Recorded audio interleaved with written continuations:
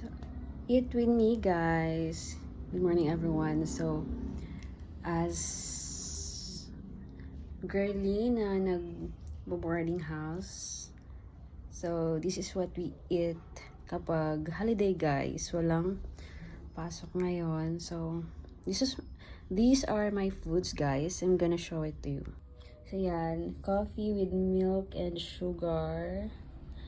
Egg, guys, na niluto ko sa rice, and dilata.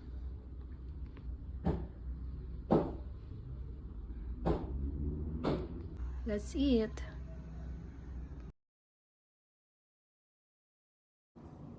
Hey guys, so kumain muna ako ngayon kasi it's Saturday at wala tayong pasok today. So, eto, kumakain muna ako while watching podcast, guys. So, I really want to make sure na productive lahat ng mga ginagawa ko, guys. Just to, alam nyo yun, it's very important.